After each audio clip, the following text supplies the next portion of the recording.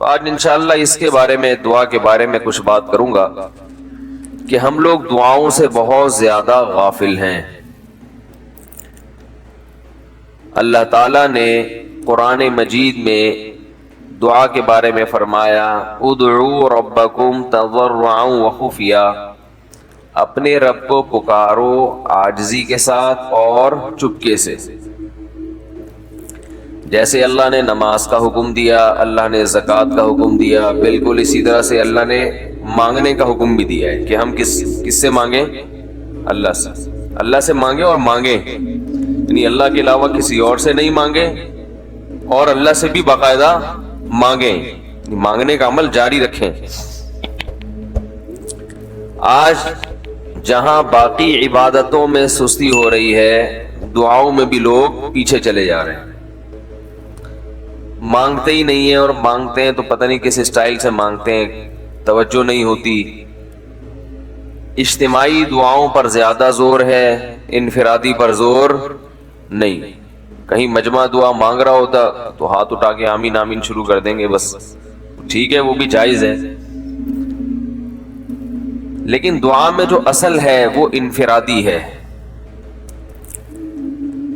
دیکھیں، جب آپ کسی سے اپنی حاجت پوری کرنے کے لیے، کچھ مانگنے کے لیے جاتے ہیں، تو اکثر آپ کی کوشش ہوتی ہے کہ اس سے اکیلے میں ملوں۔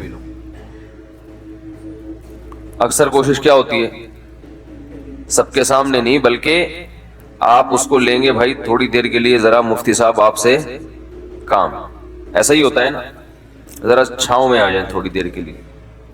لوگ کہتے ہیں نا، مفتی صاحب کہہ رہے ہیں بھائی یہیں پوچھ لو، کہہ رہے ہیں ذرا سائڈ پہ آ جائیں۔ تو سائڈ پہ جانے کے بعد پھر آپ کہتے ہیں یہ مسئلہ ہے، فلانا مسئلہ ہے، ڈمکانا مسئلہ ہے۔ تو سائڈ پہ لے جانے سے بعض دفعہ یہ بھی ہوتا ہے کہ سب کے سامنے آدمی اپنی بات نہیں لانا چاہ رہا ہوتا، اور بعض دفعہ یہ بھی ہوتا ہے کہ میں اپنی بات توجہ کے ساتھ سنا سکوں۔ تو دعا میں انسان، اللہ تو سب کی بات سنتا ہے، مجمع میں بھی اور تنہائی میں بھی، لیکن آپ دعا مانگنے میں جو آپ کی طبیعت لگے گی، توجہ سے مانگو گے، وہ تنہائی میں زیادہ شوق سے، زیادہ رغبت سے مانگ سکتے ہو۔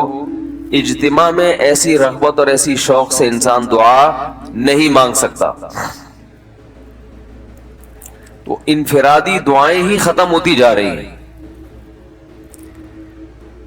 قرآن مجید میں اللہ تعالیٰ نے رمضان کی جو آیتیں ہیں، ان آیتوں کے بعد ذکر کیا وَإِذَا سَأَلَكَ عِبَادِي عَنِّي فَإِنِّي قَرِيب، اے نبی ان سے کہہ دیجئے کہ جب یہ مجھ سے میرے بارے میں پوچھیں تو آپ ان کو بتا دیں کہ میں بہت قریب ہوں تمہارے۔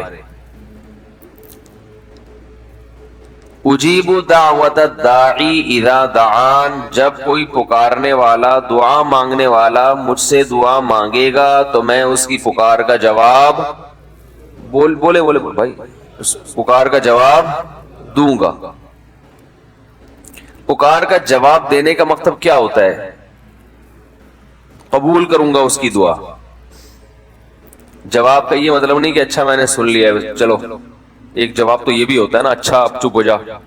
ہم کسی کو پکار رہے ہیں، اگلا کہتے ہیں اچھا بھائی ٹھیک ہے پتہ چل گیا، اب چپ کر کے بیٹھ جاؤ آرام سے۔ تو اللہ تعالیٰ جب جواب دیتے ہیں تو کیا مطلب ہوتا ہے کہ اللہ تعالیٰ وہ دعا قبول کر رہے ہیں۔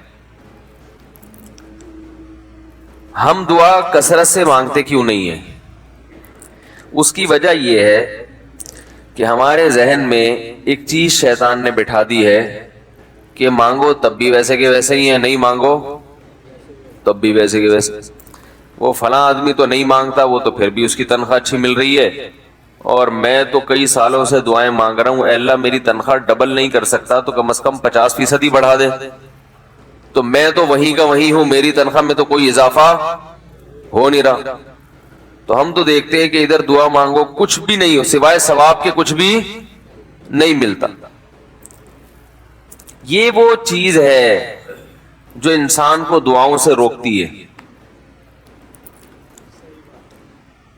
حالانکہ ہم پیغمبروں کی زندگی دیکھتے ہیں تو بات بات پر دعائیں مانگتے تھے، بہت کثرت سے، بہت زیادہ۔ نوح علیہ السلام. اچھا, اللہ نے ان کی دعاؤں کو قرآن میں ذکر بھی کیا ہے. مناجات مقبولہ ایک دعاؤں کی کتاب ہے. حضرت مولانا اشرف علی تھانوی رحمہ اللہ تعالی نے قرآن اور حدیث کی دعاؤں کو ایک چھوٹی سی کتاب میں جمع کر کے ایک ہفتے پہ ڈیوائیڈ کر دیا ہے اس کو, کہ آپ روزانہ ان میں سے ایک حصہ پڑھیں گے تو پورا ہفتے میں وہ تقریباً تمام دعائیں کور ہو جائیں گی جو قرآن و سنت میں بیان کی گئی ہیں. وہ کتاب ضرور خریدیں, رکھیں اپنے پاس, مناجات مقبولہ کے نام سے. تو ہم دعا کیوں نہیں مانگتے؟ مسئلہ ہمارے ساتھ یہ ہے کہ ہم کہتے ہیں کہ جو مانگتا ہے وہ بھی وہینچ کا وہینچ, اور جو نہیں مانگتا ہے وہ بھی کوئی سرخاب کے پر تو لگ نہیں جاتے کوئی مانگ رہا ہو تو. یہ وہ مسئلہ ہے جس کی وجہ سے لوگ دعائیں مانگنے میں بخل سے کام لیتے ہیں, جبکہ پیغمبر کثرت سے دعائیں مانگا کرتے تھے, بہت زیادہ. جو پچھلی آسمانی کتابیں ہیں ان میں لکھا ہوا ہے کہ یعقوب علیہ الصلوۃ والسلام اتنی کثرت سے دعائیں مانگا کرتے تھے کہ سجدے میں جا کے کہ ان کے یہ جو گھٹنے ہیں اور سر میں سخت نشان بن چکے تھے. وہ جگہ زمین پہ لگ لگ کے سخت ہو جاتی ہے نا, تو اتنی کثرت سے دعائیں, اتنی کثرت سے دعائیں. ہم نے جن بزرگوں کے ساتھ ٹوٹا پھوٹا وقت گزارا ان کو دیکھا کہ وہ دعا بہت لمبی لمبی دعائیں مانگا کرتے تھے, بہت لمبی. ہمارے شیخ کے سامنے جب کوئی آیا کرتا تھا دعا کے لیے کہتا تو ہاتھ اٹھائے بغیر ویسے ہی اس کو ایک دعا کا جملہ کہہ دیا کرتے تھے.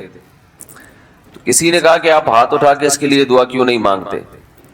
تو فرماتے تھے کہ جب میں ایک دفعہ ہاتھ اٹھا لیتا ہوں تو پھر اتنی آرام سے نیچے گراتا نہیں, کیونکہ پھر اللہ کے دربار میں اب ہاتھ اٹھا لیے تو پھر تو ایسا ان کا دل لگتا تھا, مانگتے چلے جاتے تھے, مانگتے چلے جاتے تھے.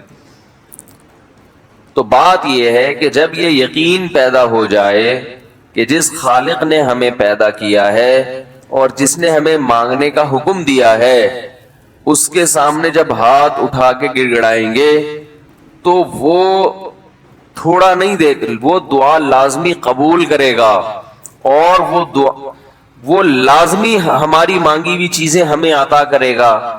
یہ جذبہ اور یہ نیت جب انسان میں پیدا ہو جائے تو پھر اس کا دعاؤں میں دل لگتا ہے. کیسے نہیں لگے گا؟ آپ سوچیں کہ آپ کو کوئی بتا دے کہ یہ جو سیٹھ صاحب ہیں بہت بڑے, آپ جا کے ان سے مانگو, یہ ٹائم نکال کے بیٹھے ہوئے ہیں, جتنا مانگو گے جو مانگو گے یہ دیں گے. تو اب آپ بتاؤ, آپ یہ کہو گے کہ میرے پاس مانگنے کا ٹائم نہیں ہے, ایسے موقع پہ آپ یہ کہو گے؟ آپ جائیں گے اور بسم اللہ کر کے شروع ہو جائیں گے. آپ بولیں گے سر یہ مجھے 10 فائلیں چاہیے بحریہ ٹاؤن کی. آپ سوچو گے 10 نہیں ملی تو 9 تو مل جائیں گے. سر مجھے یہ بھی چاہیے, مجھے یہ بھی چاہیے, مجھے یہ بھی چاہیے, اور آپ کو یقین ہو کہ یہ دے رہے, تو آپ کبھی بھی کنجوسی سے کام نہیں لو. پھر آپ یہ نہیں کرو گے کہ آپ مانگتے ہوئے جو ہے نا اس سے آپ جب مانگ رہے ہو تو آپ کی کبھی ادھر دیکھ رہے ہو, کبھی ادھر دیکھ رہے ہو, کبھی ناک میں انگلی گھما رہے ہو, کبھی سر میں کھجا رہے ہو. کوئی آ کے اس دوران آپ کو چھیڑے گا تو آپ کہو گے یہاں سے دفع ہو جاؤ, میں کام کر رہا ہوں. ایک بندہ سخاوت جوش میں آیا ہوا ہے ابھی اور فائلیں بحریہ ٹاؤن کی فری میں بانٹ رہا ہے. اس نے کہا بھائی جتنی مانگو گے دے دوں گا, اور جو مانگو گے دے دوں گا, تو ابھی تو میرے پاس ٹائم کم ہے, مقابلہ بہت سخت ہے. اور پھر اس میں آپ کو الفاظ بھی خود بخود آ جائیں گے, کس طرح سے سمجھانا ہے. مختلف طریقوں سے آپ بات کو گھماؤ گے. سر پلیز آپ بات کو سمجھا کریں, میں آپ کے پاس آیا ہوں, آپ کو پتا ہے میں ادھر بھی جا سکتا تھا, وہ وسیم کباڑیا کا بزنس بھی آج کل بہت چل رہا ہے, میرے پرانے اچھے تعلقات ہیں, لیکن مجھے پتا تھا کہ آپ تو آپ ہیں, آپ جیسا سیٹ تو کوئی ہے ہی نہیں, اور ہر مشکل میں آپ نے میری مدد کی ہے. جو الفاظ بھی اس کی سخاوت کو ابھارنے والے ہوں گے وہ تمام آپ اس موقع پر اس کے اوپر انڈیل دو گے, پورا دیگچا بھر کے اس کے اوپر ڈال دو گے آپ.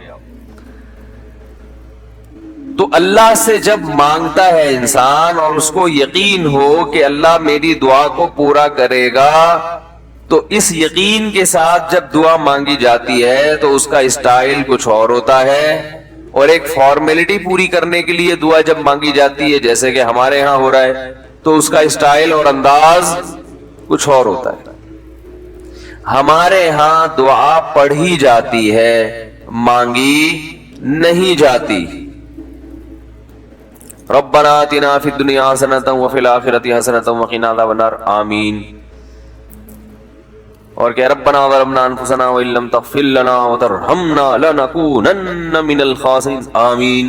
یہ دعا مانگی جا رہی ہے یا پڑھی جا رہی ہے؟ یہ تو پڑھی جا رہی ہے، اور آمین بھی پڑھا جا رہا ہے اس پہ۔ تو اللہ نے ہمیں یہ نہیں کہا کہ اقرأوا الدعاء عند ربکم، اپنے رب کے سامنے دعائیں پڑھا کرو۔ اللہ نے کہا ادعو، مانگو، پکارو، مانگو اس سے۔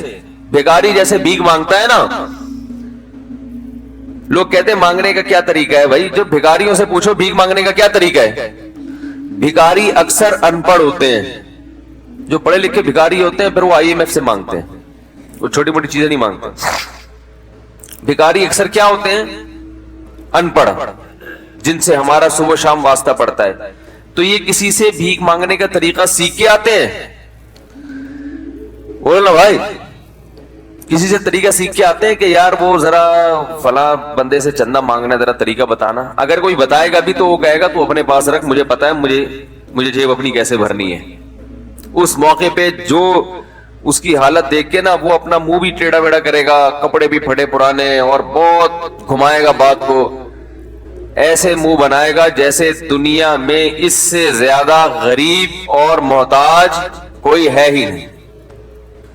سحری پانی سے کی ہے میں نے، گھر میں بچے بھوک سے بلک رہے ہیں، ایسی کہانیاں سنائے گا، ایسی کہانیاں سنائے گا۔ تو یہی حال انسان کا ہے جب اسے پتا ہو کہ میرا رب جو مانگوں گا وہ دے گا مجھے، تو پھر اس کے بھیک مانگنے کا انداز اور جو دعا مانگنے کا اسٹائل ہے وہ خود بخود فطرت اسے سکھا دیتی ہے، خود بخود اس کے اندر الفاظ آنا شروع ہو جاتے ہیں کہ ایسے مانگنا چاہیے۔ لیکن پرابلم یہ ہے، مسئلہ یہ ہے کہ دل میں یہ بات بیٹھ چکی ہے کہ قبول نہیں ہو رہی۔ عجیب حدیث ہے، رسول اللہ صلی اللہ علیہ وسلم نے ارشاد فرمایا کہ اللہ بندے کی دعا قبول کرتے رہتے ہیں، وہ مانگتا رہتا ہے قبول ہوتی رہتی ہے، وہ مانگتا رہتا ہے قبول ہوتی رہتی ہے، یہاں تک کہ ایک وقت ایسا آتا ہے کہ بندہ یہ کہتا ہے کہ میں مانگ رہا ہوں قبول تو ہو نہیں رہی، تو جب یہ کہتا ہے تو اس وقت قبول کرنا بند کر دیتے ہیں اللہ تعالیٰ۔ اللہ کہتے ہیں کہ اگر تو یہ سمجھ رہا ہے کہ قبول نہیں ہو رہی تو اب نہیں ہوگی۔ اب عجیب بات ہے یا نہیں ہے یہ حدیث؟ بھائی وہ بندہ کئی سال سے دعائیں مانگ رہا تھا اور پھر آخر میں آ کے کہتا ہے کہ قبول تو ہو نہیں رہی، تو ظاہر ہے کچھ نہیں ہو رہی ہوگی تبھی تو کہہ رہا ہے نا، اس کو ایسا لگ رہا ہوگا کہ قبول نہیں ہو رہی۔ بھائی اس کو یہ لگ رہا ہوگا کہ نہیں، جو چیزیں مانگ رہا ہوں وہ تو مل نہیں رہی، تو تبھی تو وہ کہتا ہے کہ قبول نہیں ہو رہی۔ تو سوال پیدا ہوتا ہے پھر اللہ قبول کرنا بند کیوں کر دیتے ہیں؟ اللہ تعالیٰ جب دعائیں قبول کرتے ہیں تو اس کا انداز وہ نہیں ہوتا جیسے ایک عام انسان جب کسی کو بھیک دیتا ہے۔ ایک عام فقیر جب آپ کے پاس آئے گا، آپ سے بھیک مانگے گا، 100 روپے دے دو، 20 روپے دے دو، آپ اٹھا کے 100 نہیں تو 10-20 تو پکڑا دیتے ہیں اس کو، تو وہ یہ سمجھتا ہے کہ میری دعا کیا ہو گئی؟ قبول۔ لیکن اللہ تعالیٰ اس طرح دعا نہیں قبول کرتے۔ اگر اللہ اس طرح سے دعائیں قبول کرنا شروع کر دیں تو پھر یہ معاملہ غیب کا نہیں رہے گا۔ ادھر آپ نے دعا مانگی، اے اللہ میرے کاروبار کو بڑھا دے، لیلۃ القدر میں رو کے دعا مانگی، اور صبح صادق کے وقت آپ کا فون آیا کہ آپ کا کنٹینر کسٹم والوں کے شر سے محفوظ ہو گیا ہے، سمجھ میں پاس ہو گیا وہ، اور آپ کی چیز ڈبل قیمت پہ بک گئی ہے۔ پھر آپ نے دعا مانگی ہے اللہ تیری رحمت اس وقت جوش میں آئی ہوئی ہے، تو ایسا کر میرا بچہ بھی پاس ہو جائے، اس کے نمبر اچھے آ جائیں۔ ادھر فون آیا کہ آپ کا بچہ پہلی پوزیشن سے کامیاب ہو گیا۔ پھر آپ نے کہا آج اللہ کی رحمت بہت جوش میں آئی ہوئی ہے، اے اللہ میری بیوی بھی ٹھیک ہو جائے۔ تو بیگم صاحبہ کا فوراً فون آ گیا کہ میں ٹھیک ہو گئی ہوں، ہے بھائی میں ٹھیک ہو گئی۔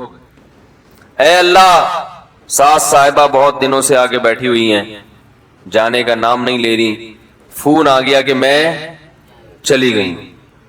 اس طرح سے اگر دعائیں قبول ہونا شروع ہو جائیں تو میرے بھائی پھر یہ سارے کافر، یہ سارے لبرل لوگ جو اللہ کو مانتے ہی نہیں ہیں، یہ دنیا کا ہر کام چھوڑ کے مصلی بچھا لیں گے اور دعاؤں کو فوکس کرنا شروع کر دیں گے۔ دعا قبول ہوتی ہے مگر اس شخص کی جو اللہ پر غیب پر ایمان رکھتا ہے، جسے دعا قبول ہوتی ہوئی نظر نہیں آتی مگر وہ یقین کرتا ہے کہ دعا قبول ہو رہی ہے۔ صرف اس شخص کی دعا قبول ہوتی ہے، اس کے علاوہ کسی کی قبول نہیں ہوتی۔ بہت مشکل ہے بھائی سمجھانا۔ دعا سب کی قبول ہوتی ہے کا مطلب پتہ ہے؟ سب کی مطلب ان سب کی کہ جو یہ یقین رکھتے ہیں کہ قبول ہوتی بھی نظر نہیں آ رہی پھر بھی قبول ہو رہی ہے، ان لوگوں کی قبول ہوتی ہے دعا۔ حدیث سے پتہ چلتا ہے، اور اصل میں دعا مانگتے ہی یہی لوگ ہیں۔ اب آپ کہیں گے بھائی نظر تو آ نہیں رہی، جب میں جو چیز مانگ رہا ہوں وہ مل نہیں رہی، تو کیا ایسے قبول کا کرنا کیا ہے بھائی؟ یہ تو صرف مشورے مل رہے ہیں ہمیں کہ پھر بھی مانگتے رہو۔ تو ہم نے وہ ایک فقیر تھا نا، ایک سیٹھ صاحب کے پاس آیا، کہنے لگا کہ بھائی ذرا کچھ پیسے مل جائیں گے، گھر میں ضرورت ہے۔ تو اس نے کہا اتنے ہٹے کٹے ہو کے بھیک مانگتے ہو، شرم نہیں آتی؟ تو اس نے کہا فی الحال میں نے آپ سے بھیک مانگی ہے، مشورہ نہیں مانگا۔ جب مشورہ مانگوں تو اس وقت مشورہ دے دینا کہ بھیک مانگنا میرے لیے مناسب ہے یا نہیں ہے بھائی۔ ابھی میں آپ سے پیسے مانگ رہا ہوں، مشورے کے لیے پھر کوئی اور ٹائم انشاءاللہ رکھ لیں گے، اس میں آپ سے مشورہ لوں گا کہ میرے جیسے آدمی کو بھیک مانگنا مناسب ہے یا نہیں۔ تو آپ کے ذہن میں بھی یہ خیال آ رہا ہوگا کہ ہم اللہ سے دعا مانگتے ہیں اور اللہ کی طرف سے جو چیز جو ہم مانگ رہے ہیں وہ تو مل نہیں رہی، بلکہ اللہ کی طرف سے مشورے مل رہے ہیں کہ مانگتے رہو قبول ہو رہی ہے، تو ہوتی بھی تو نظر نہیں آ رہی۔ کیا خیال ہے بھائی؟ ہوتی قبول ہوتی بھی نظر تو نہیں آ رہی۔ تو یاد رکھیں دعا تو لازمی قبول ہوتی ہے، اگر آپ کو قبول ہوتی بھی نظر نہیں۔ دعا قبول ہونے کے انداز مختلف ہیں، اللہ تعالیٰ کے جس طرح سے قبول کرتے ہیں نا، وہ عام لوگوں کی طرح نہیں آپ کو چیزیں پکڑا دیتے، یہ تو غیب سے معاملہ ختم ہو جائے گا۔ اللہ کی حکمت کا تقاضا یہ ہے کہ اس طرح سے قبول کروں کہ قبول ہو مگر اس کو پتا نہ چلے، کیونکہ وہ اللہ کا دربار ہے، اس کی کچھ قیمت ہے کہ وہ ہر ایک کو مانگنے کی توفیق نہیں دیتا۔ بھائی آپ نے کبھی دیکھا کہ کوئی سیٹ ایسی دکان کھول کے بیٹھ جائے کہ آؤ جو مانگو میں دوں گا؟ ایسے تو کیا ہوگا کہ پورا نظام خراب ہو جائے گا نا۔ پھر آپ 10 فائلیں تھوڑی مانگیں گے، پھر تو آپ کہیں گے پورا بحری اٹاؤن میرے حوالے کر دو، پھر تو آپ یہ کریں گے نا۔ یہ تو میں نے ایک مثال دی تھی، عملاً ایسا نہیں ہوتا۔ عملاً وہی آ کے بیٹھے گا اور وہی آپ کو پیشکش کرے گا کہ اس کے کچھ اصول اور ضابطے ہوں گے، ان قواعد پہ آپ پورے اترتے ہوگے تو آپ کو وہ گھسنے دے گا۔ اللہ کے بھی کچھ اصول اور ضابطے ہیں، ساری دعائیں قبول کرے گا، جو مانگو گے صرف اتنا نہیں بلکہ بڑھا کے دے گا۔ لیکن اصول یہ ہے کہ اللہ کہتے ہیں کہ جب میں دوں گا تو نظر نہیں آئے گا مگر یقین رکھنا ہے کہ کیا کر رہا ہوں، میں دے رہا ہوں، پھر دیتا رہوں گا۔ پھر بات وہیں آگے کھڑی ہو جاتی ہے کہ ایسے دینے کا کیا فائدہ کہ ہماری سمجھ میں نہیں آ رہا کہ پتہ نہیں کیسے دے رہا ہے اللہ تعالیٰ۔ تو یاد رکھیں اللہ تعالیٰ کے دینے کا انداز تھوڑا مختلف ہے۔ وہ کیا ہے؟ بعض مرتبہ جو چیز مانگ رہے ہوتے ہیں اللہ وہی چیز آپ کو دے دیتا ہے، اور ایسا بھی ہوتا ہے۔ ہمیشہ ایسا تو نہیں ہوا ہوگا کہ جو چیز مانگی اور نہیں ملی ہو، کئی بار ایسا ہوا ہے کہ جو مانگا وہ اللہ نے دے دیا، فوراً مسئلہ حل ہو گیا۔ بعض دفعہ بلکہ اس سے بھی پہلے کا اسٹیپ، بسا اوقات تو آپ دعا مانگ ہی نہیں رہے ہوتے, آپ اس کو دعا سمجھ رہے ہوتے ہو, لہذا اس میں وہ جان ہوتی نہیں ہے, تو قبولیت کا پھر سوال ہی پیدا نہیں ہوتا. آپ دعا پڑھ رہے ہوتے ہو, مانگ رہے نہیں ہوتے. تو اللہ نے تو دعائیں قبول کرنے کا کہا ہے, دعائیں پڑھنے پر کہا ہو, وعدہ کیا ہو, ایسا ہمارے علم میں کوئی حدیث نہیں. دیکھیں یونس علیہ السلام جب مچھلی کے پیٹ میں تھے تو یونس علیہ السلام کو اپنی خطا کا احساس ہوا کہ میں اللہ کی پرمیشن کے بغیر اپنی قوم کو چھوڑ کے آ گیا ہوں. ان کو احساس ہو گیا, تبھی اللہ نے مجھے مچھلی کے پیٹ میں ڈال دیا ہے. تو اب آپ نے مچھلی کے پیٹ میں جا کے یہ دعا مانگی, لا الہ الا انت سبحانک انی کنت من الظالمین. اے اللہ تیرے سوا کوئی عبادت کے لائق نہیں ہے, سبحانک تو ہر عیب سے پاک ہے, تو نے جو مجھے مچھلی کے پیٹ میں ڈال دیا تو یہ تیری غلطی نہیں ہے, تو ہر عیب سے پاک ہے. انی کنت من الظالمین, میں ہوں ظلم کرنے والا اپنی جان پہ, مجھ سے غلطی ہوئی ہے. اللہ تعالیٰ کو آپ کا یہ مانگنا اتنا پسند آیا کہ مچھلی کو حکم دیا کہ ان کو ساحل پر اگل دو. اور نہ صرف یہ کہ مچھلی نے آپ کو ساحل پہ ڈالا, وہ انبتنا علیہ شجرۃ من یقطین, یقطین کوئی درخت تھا وہ بھی اللہ نے اگا دیا دھوپ سے بچانے کے لیے. لیکن جب مصیبتوں میں ہم یہ کلمہ پڑھتے ہیں لا الہ الا انت سبحانک انی کنت من الظالمین, تو ہم یوسف علیہ السلام والے جذبے سے یہ کلمے میں جو الفاظ ہیں وہ مانگتے نہیں ہیں, بلکہ ہم یہ کلمہ پڑھتے ہیں. سمجھ رہے, پڑھنے کی بھی برکتیں ہوتی ہیں, میں اس کا منکر نہیں ہوں, لیکن ہمارے جو ورڈنگ ہوتی ہے نا وہ مانگنے کا اسٹائل نہیں ہوتا. ہم چھوٹے بچے تھے تو مسجد میں آیت کریمہ کا ورد ہوا کرتا تھا کہ بھائی حالات خراب ہیں آج کل, امام صاحب اسپیکر پہ اعلان کر کے بلاتے تھے, آ جاؤ بھائی آیت کریمہ کا ورد ہوگا, لا الہ الا انت سبحانک انی کنت من الظالمین, 5 لاکھ دفعہ پڑھا جائے گا. تو ہم مسجد میں آتے, وہ مسجد میں دانے رکھ, ہم تو آتے تھے, اس کے بعد جلیبیاں بھی ملتی تھیں, بڑی گرم گرم ٹائٹ جلیبیاں ہوتی تھی, اب تک وہ مزہ نہیں آیا جلیبی میں. تو وہ جلیبیاں بھی ہوتی تھی, اوپر دانے رکھے ہوئے ہوتے تھے, وہ 5 لاکھ دانے ہوتے تھے, ختم کرنے ہوتے تھے. تو پھر ہم کیا کریں, لا الہ الا انت سبحانک انی کنت من الظالمین, لا الہ الا انت سبحانک. اس میں فراڈ نہیں کرتے تھے, پڑھتے پورا تھا الحمدللہ. بعض لوگ تو کیا کرتے تھے, ایک مٹھی لی لا الہ الا انت سبحانک انی کنت من الظالمین نے پھونک مارا اور سائڈ پہ رکھ دیا. وہی ڈرامے بھی ہوتے تھے, لیکن ہم پورا ہی پڑھتے تھے. لیکن اس میں مانگنے کا انداز تو نہیں ہوتا تھا, لا الہ الا انت سبحانک انی. پھر اس میں بچے تھے, شرارت بھی شروع ہو جاتی تھی. پھر دیکھنے کوئی ادھر دیکھ رہا ہے تو ایک دانہ اٹھایا, لا الہ الا انت سبحانک انی کنت من الظالمین, یوں کر کے اس کی ناک پہ مارا ہے. کوئی ادھر دیکھ رہا ہے تو اس کی جیب میں ڈال دیا. تو یہ دعا مانگی جا رہی ہے, یہ تو پڑھی جا رہی ہے, ایک فارمیلٹی ہے کہ 5 لاکھ پورے کرنے, اس کے بعد جلیبی کھانا ہے اور نکلنا ہے. تو آج بھی ایسا ہی ہو رہا ہے, امام صاحب دعا مانگتے ہیں, لوگ کہتے ہیں یار چلو جب نماز پڑھ لی, 4 رکعتیں پڑھ لی, سلام بھی پھیر لیا, تو اس میں کیا جا رہا ہے, یہ بھی پورا ہی کر لو. ایسا ہی ہوتا ہے نا, یہ بھی پورا ہی کر لو, آمین آمین کہہ لیں گے. امام صاحب ڈرائیور ہیں, ہم پیچھے مقتدی ہیں, تو جہاں اتاریں گے وہیں اتریں گے ہم لوگ, پہلے تو نہیں اتر سکتے. تو یہ ایک لوگوں کے ذہن میں تصور ہے. نبی صلی اللہ علیہ وسلم نے فرمایا اللہ ظاہر قلب کے ساتھ دعا کی طرف توجہ نہیں دیتے. ظاہر قلب کا مطلب آپ کا دل حاضر نہیں ہو, کچھ اور سوچ رہے ہو, اور ادھر سے آپ نے ویسے ہی ایک فارمیلٹی پوری کرنے کے لیے. اللہ کہتے ہیں کہ جب تو مانگنے میں مخلص نہیں ہے تو میں تجھے کیوں دوں. تو مانگنے میں ہی مخلص نہیں ہے. تو بعض دفعہ بلکہ اکثر ایسا ہوتا ہے کہ ہماری دعا میں جان ہی نہیں ہوتی. آدم علیہ السلام کو جب جنت سے نکالا گیا تو پریشان تھے, بے چین تھے, مضطرب سے, میں کیا کروں کہ اللہ مجھ سے خوش ہو جائے. اس بے چینی میں الفاظ نہیں آ رہے سمجھ میں. فَتَلَقَّى آدَمُ مِن رَبِّهِ كَلِمَاتٍ, اللہ فرماتے ہیں اللہ نے آدم کے دل میں کلمات ڈال دیے ان کی بے چینی کو دیکھ کر کے, اس طرح سے مجھے مانگو. جب انسان اخلاص کے ساتھ دعا مانگتا ہے تو الفاظ کا القاء کہاں سے ہوتا ہے؟ اللہ کی طرف سے وہ القاء ہونا شروع ہوتا ہے. اللہ کہتے ہیں اس طرح سے مانگ. حضرت حکیم اختر صاحب رحمہ اللہ تعالی نے ایک واقعہ بیان کیا.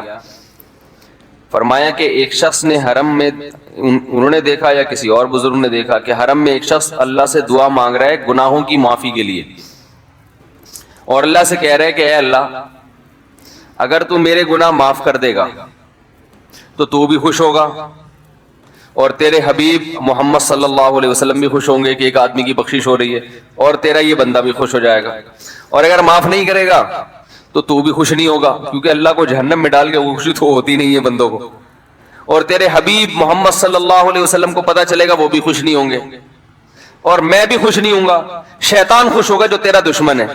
اب خود سوچ لے تو اپنے دشمنوں کو خوش کرنا چاہتا ہے، یہ اتنے سارے ہیں، وہی اتنے سارے دوست ہیں تیرے، ان کو ناراض کر کے تو خوش کس کو کر رہا ہے؟ اپنے تو جو تیرا بھی دشمن ہے، میرا بھی دشمن، اور تیرے حبیب محمد صلی اللہ علیہ وسلم کا بھی دشمن ہے۔ تو دیکھو کیسے الفاظ ہیں اس کے، تو ایسا کہ بظاہر بخشش کے علاوہ کا آپشن چھوڑا ہی نہیں۔ کیا خیال ہے؟ حجاج ابن یوسف بڑا ظالم تھا، بڑا ظالم۔ موت کا جب وقت آیا، تھے یہ لوگ ایمان والے، چاہے ظالم تھے، بدعمل تھے، لیکن اللہ پر ایمان بہرحال رکھتے تھے، ان کو پتا تھا کہ میں غلط کر رہا ہوں۔ جب موت کا وقت آیا تو کہنے لگا کہ اے اللہ لوگ کہتے ہیں کہ تو مجھے نہیں بخشے گا، لوگ کہتے ہیں کہ میرے جیسے گناہگار کو تو نہیں بخش سکتا۔ بڑے عجیب الفاظ ہیں، اللہ کی رحمت کو جوش دلا رہے کہ تو ایسا کر کے دکھا دے، یعنی کچھ ایسا کر کے دکھا دے کہ جو تیرے بارے میں لوگ گمان کر رہے ہیں وہ گمان کیا ہو جائے۔ یہ بالکل ایسے ہے جیسے کوئی بہت بڑا سیٹ ہو، آپ اس سے بہت زیادہ بڑا قرضہ مانگنے کے لیے جائیں جو کہ عام طور پر نہیں ملتا، لیکن آپ اس کو جوش دلا رہے ہو کہ لوگ کہتے ہیں کہ تو اتنا بڑا قرضہ نہیں دے سکتا، تو آج تو اپنی سخاوت دکھا دے کہ میں اتنا بڑا قرضہ بھی دے سکتا ہوں۔ تو مرتے ہوئے کیا کہنے لگا کہ اللہ یہ پبلک کہہ رہی ہے کہ تو مجھے نہیں بخش سکتا، یعنی یہ تیری رحمت کو چیلنج کر رہی ہے کہ اتنے بڑے گناہگار کو نہیں بخشے گا اللہ، تو آج کیا کر لے تو یہ دکھا دے اپنی رحمت سے کہ میں اتنے بڑے گناہگار کو بھی معاف کر سکتا ہوں۔ اب پتہ نہیں اللہ نے معاف کیا نہیں کیا، وہ تو اللہ کا معاملہ اور حجاج بن یوسف کا معاملہ، لیکن علماء کہتے ہیں اس نے الفاظ بڑے ڈینجرس کہے ہیں مرتے وقت۔ ڈینجرس کا مطلب یعنی دوسرے معنی میں ایسے ہے کہ اس نے اللہ کی عرش کو ہلا دیا ہوگا۔ اللہ کو مانگنا اتنا پسند ہے، پہلی بات تو یہ ذہن میں رکھیں کہ اس سے بڑی کوئی عبادت نہیں ہے دعا سے، اور دعا سے مشکل کوئی عبادت نہیں ہے۔ نماز پڑھنا آسان ہے، زکوٰۃ دینا آسان ہے، روزہ رکھنا بھی آسان، سب سے مشکل کام کیا ہے؟ دعا مانگنا۔ اسی وجہ سے ہم نے جن لوگوں کو دیکھا کہ وہ واقعی دیندار ہیں، اللہ والے ہیں، ہم نے صرف انہی کو دعائیں مانگتے ہوئے دیکھا ہے۔ عام لوگوں کو ہم نے دعاؤں کو اتنا فوکس کرتے ہوئے نہیں دیکھا، وہ دوسری چیزوں کو زیادہ فوکس کرتے ہیں، دعاؤں پہ زیادہ زور نہیں ہوتا ان کا۔ وظیفوں پہ تو ہوگا صبح شام، یہ والا اتنی دفعہ، وہ والا اتنی دفعہ، وہ بھاگ گئی واپس آ جائے اس کے لیے اتنی دفعہ، وہ جا نہیں رہی اس کے لیے اتنی دفعہ، یہ وظیفوں پہ تو ہوگا زور۔ ایسے ہوتا ہے نا ہاتھ اٹھا کے اللہ سے گڑگڑا کے مانگا جائے، یہ چیزیں کم۔ میں جب حج پہ گیا تو اپنے شیخ مرشد کے ساتھ تھا، پہلے ہی ہم نے ان کو دیکھا تھا بہت زیادہ دعائیں مانگتے ہیں، وہ بہت زیادہ ان کا دعاؤں میں دل لگتا ہے، بہت دعائیں مانگتے ہیں۔ تو مجھے کسی نے بتایا کہ یہ جب بیت اللہ کو دیکھتے ہیں تو اتنی لمبی دعا مانگتے ہیں کھڑے کھڑے کہ تم ان کے ساتھ ٹھہر نہیں سکتے۔ میں نے کہا کیوں نہیں ٹھہر سکتے، ہم جوان ہیں، ان کی عمر زیادہ ہو گئی اور ان کو کچھ بیماریاں بھی ہیں۔ تو میں نے کہا ہو جائے مقابلہ پھر، ٹھیک ہے نا، دیکھتے ہیں کون زیادہ لمبا ٹھہر لیتا ہے۔ تو جب بیت اللہ پہنچے، ان کی نظر بیت اللہ پہ پڑی، ذرا قریب گئے۔ یہ جو کہتے ہیں نا بیت اللہ پہ نظر پڑتے ہی وہیں ٹھہر جاؤ، شروع ہو جاؤ، ایسا نہیں ہے۔ بیت اللہ پہ اگر نظر پڑی ہے آپ کی تو کوئی بات نہیں، اور قریب چلے جائیں۔ کوئی دوسرا عمل کرنے سے پہلے دعا مانگیں۔ پہلی نظر کا مطلب یہ ہوتا ہے کہ جب نظر پڑی ہے تو اب طواف شروع کرنے سے پہلے یا کوئی دوسرا عمل کرنے سے پہلے آپ جا کے دعا مانگیں، تو وہ دور سے نہیں بلکہ جتنا قریب جا کے مانگے اتنا زیادہ اچھا. لوگ کیا کرتے ہیں, یوں منہ نیچے کر کے جا رہے ہوتے ہیں کہ پہلی نظر پڑ گئی تو پھر دعا کا موقع نکل جائے گا, تو یوں وہ جو ٹکرا بھی جاتے ہیں. کچھ نہیں ہوتا, نظر پڑ جائے تو اور تھوڑا قریب جائیں, قریب جا کے دعا مانگ. تو ان کو ہم نے دیکھا کہ انہوں نے دعا مانگنا شروع کی, میں بھی کھڑا ہو گیا ساتھ میں, ہم نے کہا چلو ہم بھی مانگتے ہیں. تو وہ اتنی دیر تک حالانکہ کمر میں بھی تکلیف, بیماریاں بھی ہیں, شوگر بھی ہے, تو بالآخر میں نے ہتھیار ڈال دیا. میں نے کہا میں اتنی دیر کھڑا نہیں ہو سکتا. اور میں پھر اب بیٹھتے ہوئے شرم بھی آ رہی تھی کہ وہ بولیں کہ میری عمر زیادہ ہے اور یہ دیکھو ابھی جوان, شادیاں تو کرتا رہتا ہے, تو یہ کیا شادیاں کرے گا جو اب کھڑا نہیں ہو سکتا اتنی دیر. تو وہ اتنی دیر ہو گئی تو میں بیٹھ گیا واقعی. تو کئی ایسے ہمارے اکابر گزرے ہیں, بزرگ گزرے ہیں, 1 گھنٹہ 2 گھنٹہ 3 گھنٹہ. مرکز میں, تبلیغی مرکز میں کسی نے بتایا کہ ایک بزرگ کو میں نے دیکھا صبح اشراق کے وقت دعا مانگنا شروع کی ہے اور ظہر کی نماز میں اٹھے. اشراق کے وقت دعا مانگنا شروع کی اور کب اٹھے؟ یہ وہ لوگ تھے جن کا دعاؤں میں دل لگتا تھا. اب بتائیں دعا مشکل عبادت ہے یا نہیں؟ حضرت عمر رضی اللہ تعالی عنہ کا قول ہے, فرماتے ہیں کہ مجھے اس بات کی پرواہ نہیں ہوتی کہ میری دعا قبول ہو رہی ہے کہ نہیں ہو رہی, مجھے اس کی فکر رہتی ہے کہ دعا مانگنے کی توفیق مل رہی ہے کہ نہیں مل رہی. کیونکہ اللہ جب ناراض ہوتا ہے نا کسی سے, مانگنے کی توفیق چھین لیتا ہے اللہ تعالیٰ. اور مانگنے کی توفیق دی ہوئی, اس کا مطلب اگر ناراض ہے بھی تو اتنا زیادہ نہیں ہے, تھوڑا بہت ہے, وہ تلافی چاہتا ہے کہ آپ کر لو.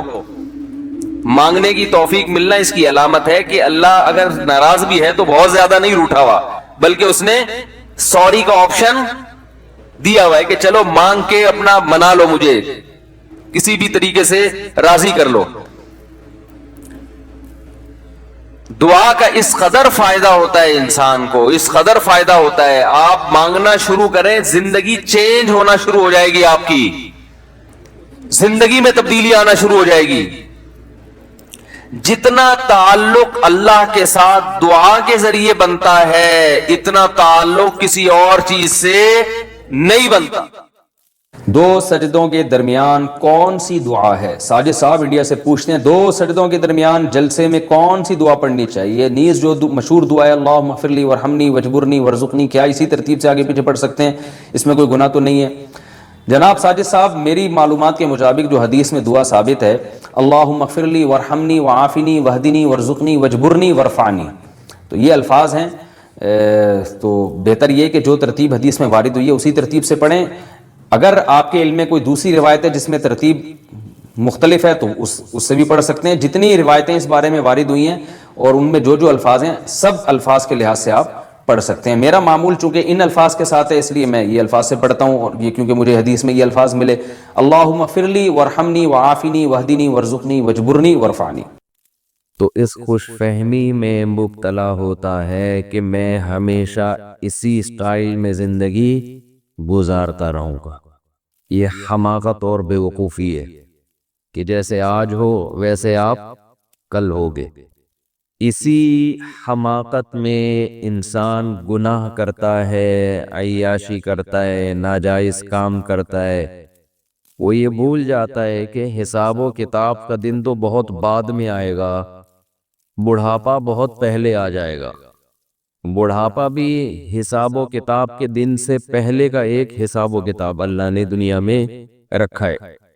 چال میں مضبوطی, انسان کی آواز میں مضبوطی, بات چیت, اور اس کے بعد ننکسہ فی الخلق, اللہ فرماتے ہیں انسان کو ہم ریورس گیئر لگا دیتے, چلو بھئی جہاں سے آئے تھے اسی حالت پہ جانا شروع. قرآن میں اسی کو دوسری جگہ یوں فرمایا اولم نعمرکم ما تذکر فیہ من تذکر ما یتذکر فیہ من تذکر وجاءکم النذیر. قیامت کے دن اللہ تعالیٰ کہیں گے کہ کیا میں نے تمہیں اتنی عمر نہیں دی تھی کہ اگر کوئی نصیحت حاصل کرنا چاہتا تو حاصل کر لیتا، اتنا ٹائم ملا تھا اس کو۔ وَجَاءَكُمُ النَّذِيرُ، اور تمہارے پاس ڈرانے والا بھی آیا۔ یعنی ایک تو اللہ نے عمر اتنی دی ہے کہ اس میں بھی انسان عقل سے کام لے تو اسے عبرت حاصل ہو جائے، دوسرا اس کے علاوہ بھی اللہ ڈرانے والے بھیجتے رہے۔ مفسرین لکھتے ہیں کہ یہ ڈرانے والا کون ہے، تو علماء لکھتے ہیں کہ یہ ایک نہیں ہے، یہ ہر دور میں ڈرانے والے آتے رہے۔ اس میں پیغمبر بھی داخل ہیں، اس میں علماء بھی داخل ہیں، اس میں بے جان چیزیں بھی داخل ہیں۔ جو حادثات ہم صبح و شام اپنی آنکھوں سے دیکھ رہے ہیں، یہ حادثے بھی ہمیں ڈراتے ہیں، تیرے ساتھ بھی ایسا ہو سکتا ہے۔ پہلے زمانے میں کوئی حادثہ ہوتا تھا، کوئی ایکسیڈنٹ ہوتا تھا تو انسان کے جسم کے جو آرگن ہیں وہ ڈیمیج ہو جاتے تھے۔ آج بیٹھے بیٹھے ڈیمیج ہو رہے ہیں۔ پہلے اطلاع آتی تھی کہ فلاں بہت صحت مند ہے، کوئی بیماری نہیں ہے، لیکن پہاڑ سے کوئی پتھر ہوا لڑکا، وہ اس پہ لگ گیا، چلتے چلتے کوئی ٹکرا گیا، کوئی قتل کر دیا کسی نے، یہ ہو گیا وہ ہو گیا۔ لیکن جیسے جیسے دنیا ترقی کر رہی ہے، دنیا کی بے ثباتی میں، دنیا کے غیر یقینی ہونے کی کیفیت میں کمی کے بجائے اضافہ ہو رہا ہے۔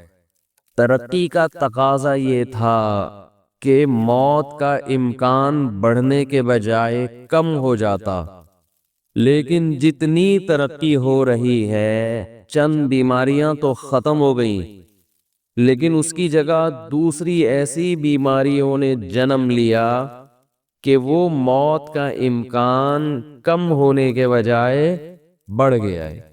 اب ایکسیڈنٹ ہونے کے لیے گاڑی کا ٹکر مارنا ضروری بولے بھائی نہیں، بیٹھے بیٹھے بندے کے گردے فیل، اطلاع آتی ہوئی ٹھیک ٹھاک بندہ ہے جی، گردے جواب دے گئے۔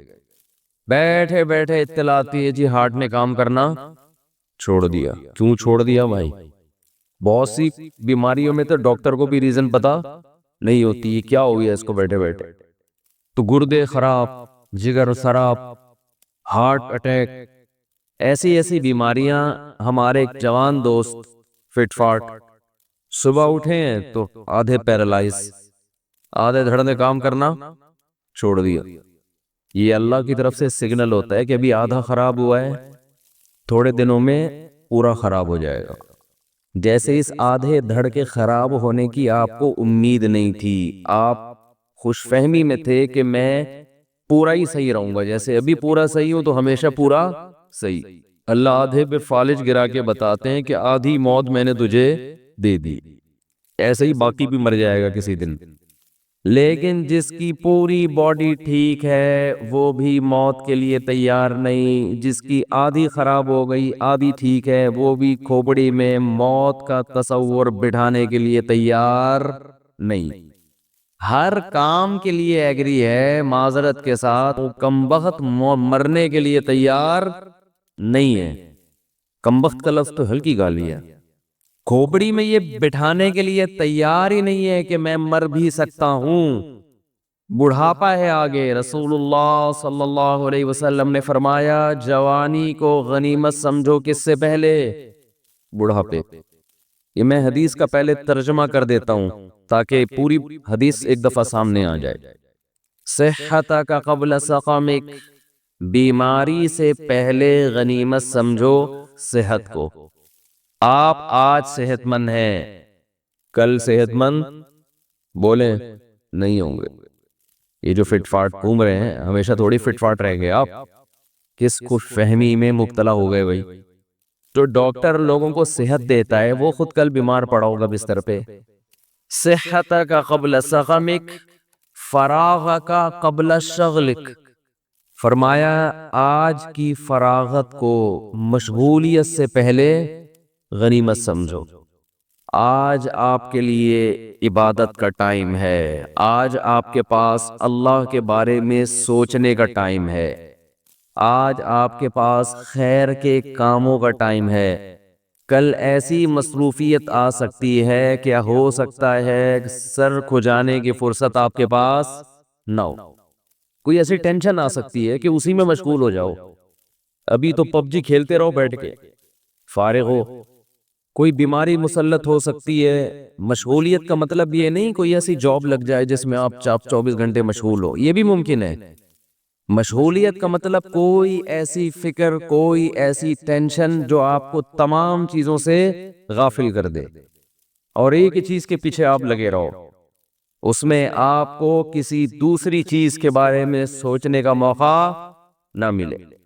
جیسے کوئی بھوکے سے پوچھے کہ 2 اور 2 کتنے، تو وہ جواب میں کہتا ہے 4 روٹیاں۔ بھوک ایسی ٹینشن ہے کہ آدمی کو ہر چیز سے غافل، صرف وہ روٹی کے بارے میں سوچے گا۔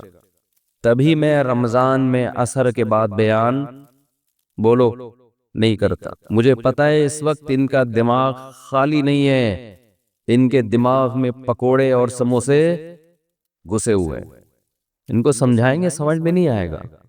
نبی صلی اللہ علیہ وسلم نے فرمایا پچھلی امتوں میں ایک پیغمبر نے جہاد کا حکم دیا اپنے ماتحت لوگوں کو، لڑائی اتنی سخت تھی، اتنی سخت، مسلمان کمزور تھے، دشمن بہت طاقتور، تو ان پیغمبر نے حکم دیا کہ جس شخص کی نئی نئی شادی ہوئی ہے اس کو ہمارے ساتھ جانے کی اجازت نہیں ہے۔ کیوں؟ وہ میدان میں بہادری سے لڑے گا نہیں، اس کا دل اٹکا رہے گا۔ یہ مثال ہے کہ انسان کے سامنے کوئی بھی آپ نے اس کو ویژن دینا ہے، کوئی بھی بات اس کے دماغ میں اتارنی ہے تو خالی ذہن ہونا ضروری ہے۔ کھوپڑی میں کچھ بھی اگر اس کے گھسا ہوا ہوگا تو وہ آپ کی بات غور سے بولو بھائی نہیں سنے گا۔ یہ کھوپڑی جو ہے نا، یہ ایک ہی ٹائم پہ 2 جگہ مشغول نہیں ہوتی۔ بھوک لگ رہی ہے اور آپ اس کو کچھ بٹھا کے سمجھا رہے ہیں، سمجھ میں نہیں آئے گا۔ لوگ مجھے کہتے ہیں رمضان میں، ابھی تو گزر گیا رمضان، رمضان میں جا کے آپ بیان کریں بیان کریں۔ میں کہتا ہوں بھائی رات کو بیان کروں گا، دن میں بیان نہیں کروں گا۔ لوگوں کی حالت دیکھی نہیں جا رہی ہوتی، دن کے اندر دیکھ عجیب اسٹائل میں بیٹھے ہوئے ہوتے ہیں، منہ سے نہیں بول رہے ہوتے ہیں، بزبان حال کہہ رہے ہوتے ہیں پکوڑے لے کر آئے ہو جیب میں کہ نہیں لے کر آئے ہو، بس۔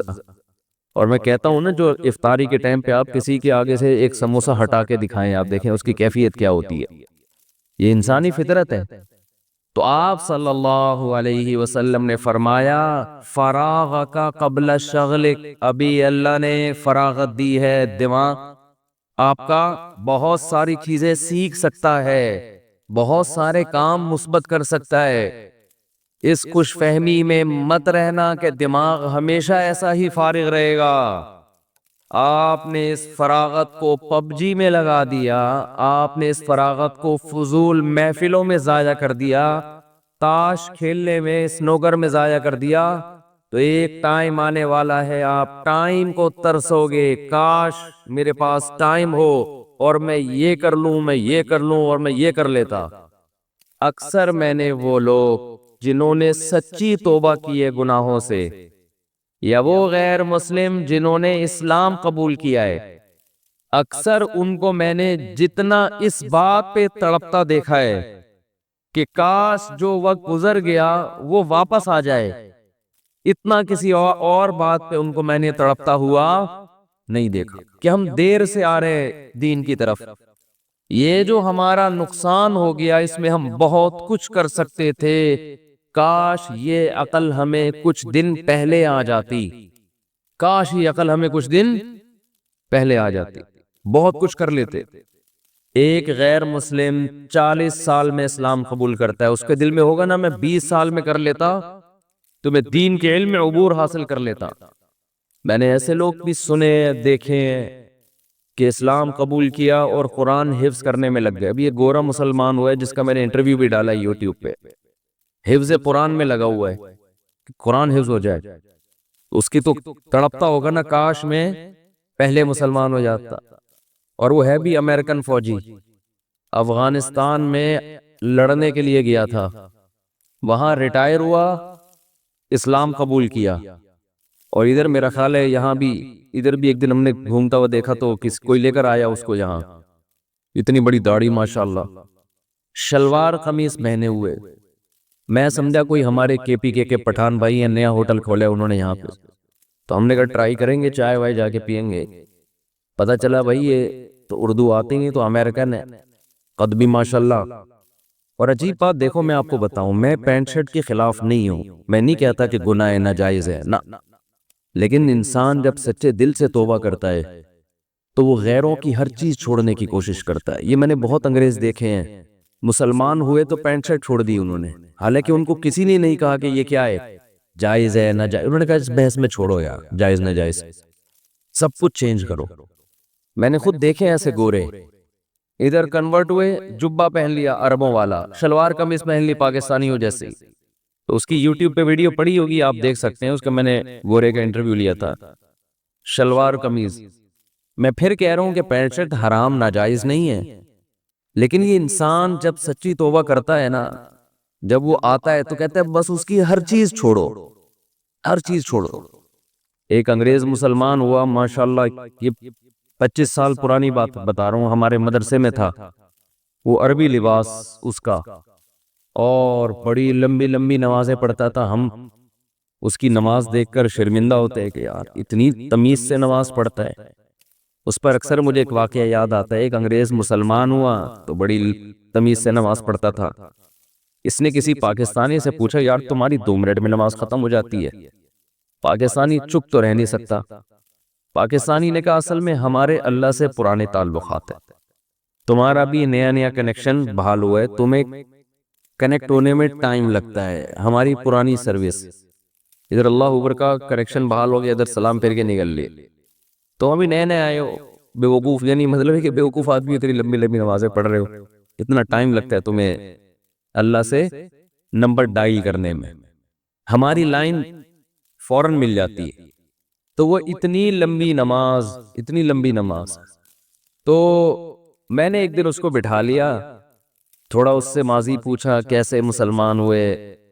ये इस सवाल का जवाब तो उसने दे दिया कि जी कैसे मुसलमान हुआ, स्टडी की मैंने, इस्लाम को पढ़ा समझा, फिर अमेरिका में या यूके का था मेरा ख्याल है, किसी आलिम कोई मुफ्ती थे उनके हाथ पे जाके उन्होंने भी थोड़ा गाइड किया, इसको मुसलमान हो गया। तो मैंने फिर उससे पूछा कि पहले आप क्या करते थे, यानी इस्लाम से पहले आप क्या लाइफ स्टाइल था। हमारे अक्सर लोग फखर से बताना शुरू कर देते हैं, अबे इस्लाम से पहले तो मैं बड़ा मॉडर्न था, मैं ये करता था, मैं यूं करता था, मैं ऐसे, इतनी लड़कियों से मेरी दोस्ती थी। फौरन शुरू हो जाते हैं ना लोग, मेरी तो इतनी गर्लफ्रेंड्स थी और इतनी लड़कियां थी और ऐसे नाइट क्लब, और इतनी बोतलें में एक एक टाइम पे इतने पैक पी जाता था। शराबी जो है ना, शराबी, इनकी टाइमिंग पैक के हिसाब से होती है। कराची से हैदराबाद 3 पैक लगेंगे पहुंचने में, हम तो कह रहे हैं 2 घंटे लगेंगे। हीरोइन शो के सुट्टे होते हैं, उनसे पूछो ना हीरोइन जी से कि कराची से हैदराबाद कितनी देर का टाइम है, कहने 3 छोटे लगते हैं पहुंचने में। तो हर आदमी अपने हिसाब से टाइम को नापता है। तो ये जो था, इस आमतौर पे लोगों से पूछा जाए तो बताते मैं ऐसे था, मैं यूं था, फिर अपनी तस्वीरें भी रखी हुई होती हैं बाज लोगों ने कि देखो मैं ऐसे डांस करता था, ये गर्लफ्रेंड थी, ये था, वो था, वगैरह वगैरह। लेकिन जब इंसान सच्ची तौबा करता है तो उसकी ये कंडीशन नहीं है। गोरे हैं, गोरों में कुछ चीजें बड़ी खानदानी है, शायद 2 नंबर ही नहीं है, शायद कह रहा हूँ 100% तो कोई नहीं कह सकता। मैंने उससे पूछा, मैंने कहा भाई आप माजी में क्या थे, उस ऐसे कहा, उसने कहा माजी मेरा खत्म, मैंने भुला दिया है, उसमें मैं तबसरा करना भी पसंद नहीं करता।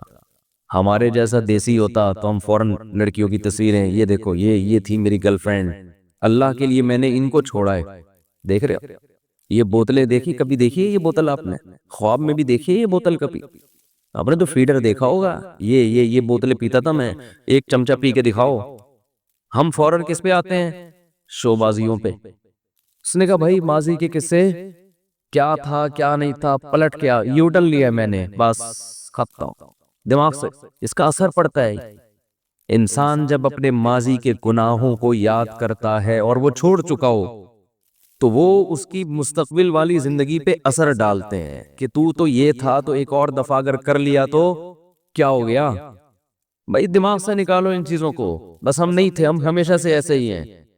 پرانا زمانہ یاد آ کے ستاتا ہے انسان کو کہ میں کیسی عیاشی کرتا تھا اور کیا تھا اور کیا تھا۔ میں نے کہا اچھا اپنا نام تو بتا دو، پرانا نام کیا تھا؟ ہم بھی تو پاکستانی ہیں نا۔ میں نے کہا ٹھیک ہے نہیں بتاؤ بھائی، بالکل مجھے شوق نہیں آپ کی ماضی کا۔ اچھا لگا اس کا یہ جواب مجھے۔ میں نے کہا نام بتا دو کیا تھا؟ اس نے کہا نام بھی نہیں بتاؤں گا، میں نہیں بتاؤں گا۔ اس نے کہا میں نہیں بتاؤں گا، مجھے نام بھی پرانا، اس کا تذکرہ بھی اچھا نہیں لگتا۔ کیا اسلام پہ فخر ہے! دیکھو کوئی بھنگی ہو اور 20ویں گریڈ کا آفیسر بن جائے، وہ لوگوں کو بتائے گا کہ میں پہلے بھنگی تھا؟ بولتے کیوں نہیں؟ وہ بے عزتی محسوس کرے گا۔ یار چھوڑو، اب اللہ نے ہمیں یہ عہدہ دے دیا ہے، ہم کیوں اپنا بتائیں کہ پہلے ہم جھاڑو لگاتے تھے، چمار تھے، ہم یہ کرتے تھے، ہم یوں کرتے تھے۔ اس میں عزت نہیں بے عزتی ہے۔ لوگ کہیں گے ابے تھا تو وہ نا، تھا تو بھنگی، تھا تو چمار، لوگ تانے دیں گے نا۔ نبی صلی اللہ علیہ وسلم نے فرمایا کہ اسلام کی مٹھاس وہ شخص چکھے گا، کما قال صلی اللہ علیہ وسلم، کہ اسلام کے بعد کفر میں جانا اس کو ایسا لگے جیسے آگ میں چھلانگ لانا، ایسی نفرت ہو جائے اس کو ماضی کی زندگی سے کہ اللہ نے مجھے برائی سے نکال لیا ہے۔ اس کی گورے کی یہ کیفیت تھی کہ بھئی نام بھی نہیں، کیونکہ وہ سمجھتا تھا یہ میری بے عزتی کی بات ہے۔ اسلام دے دیا اللہ نے، نام دے دیا محمد، یوسف، کوئی بھی، ابھی مجھے اس کا نام ذہن میں نہیں ہے کیا نام تھا، تو میں کیوں اپنے آپ کو مائیکل اور ایڈیسن اور ایرک اور وہ جو مختلف نام ہوتے ہیں، جانسن اور یہ سب کیوں بتاؤں بھائی؟ چھوڑو جو بھی تھا۔ یہ توبہ کی تکمیل کی علامت ہے۔ کیسی توبہ کی ہے؟ خاندانی، کہ اسلام پہ اتنا فخر ہے، کفر سے اتنی نفرت ہے کہ کفر کی کوئی یادگار، کوئی تختی اپنے ساتھ لگانے کے لیے تیار نہیں ہے۔ سمجھ میں نہیں آ رہی میرا خیال ہے بات؟ یہ ہے خاندانی توبہ۔ تو ہم تو پھر بھی، ہمارے ہاں لوگ جاب کے لیے اپنے نام تبدیل کر رہے ہیں۔ مجھے پاس تو آتے رہتے، کال سینٹر میں کال آتی ہے تو ہم بتاتے ہیں میں جانسن بات کر رہا ہوں۔ ابے میں نے کہا تیرا نام وہ ستار ہے، اتنا اچھا نام ہے، میں بیانات میں اکثر ذکر کرتے رہتا ہوں، وسیم بھائی، ستار بھائی، اور تو اپنے آپ کو کیا کہہ رہے ہیں فون پہ؟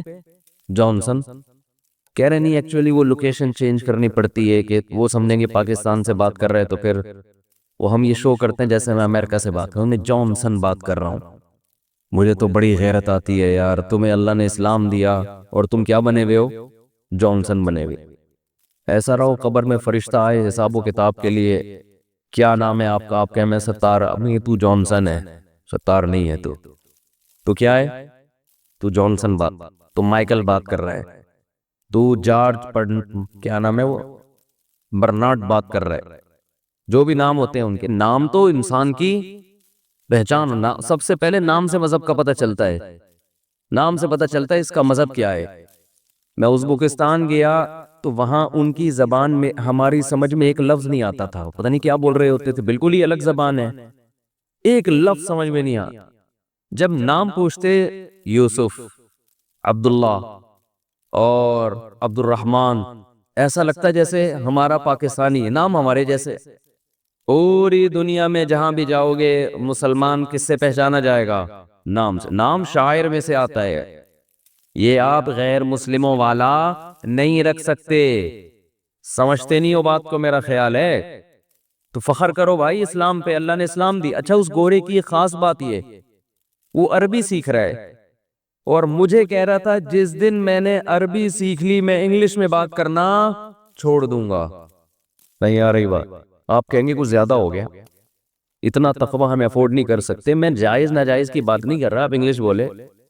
اس نے کہا وجہ اس کی یہ ہے کہ یہ میں اس کی جو اپنے ساتھ میری براہ راست بات ہوئی نا وہ بتا رہا ہوں آپ کو۔ اس نے کہا جو روحانیت عربک میں ہے وہ انگلش میں نہیں ہے۔ اس نے کہا انگلش میں شو بازی زیادہ، یہ اس کے الفاظ ہیں، شو بازی زیادہ ہے اس زبان میں، اسٹائل زیادہ ہیں، یہ گورے کے الفاظ ہیں۔ اب گورا بھی کوئی بچہ نہیں تھا، میرا خیال ہے 45-50 سال کا تو پورا آدمی ہوگا پراپر، تو نا بچے جذباتی ہوتے ہیں تو وہ آ گئے تو کہہ رہے اس میں تکبر اسٹائل یہ اس میں زیادہ ہے، پھر بھی سیکھیں آپ، بین الاقوامی زبان ہے، ضرورت ہے۔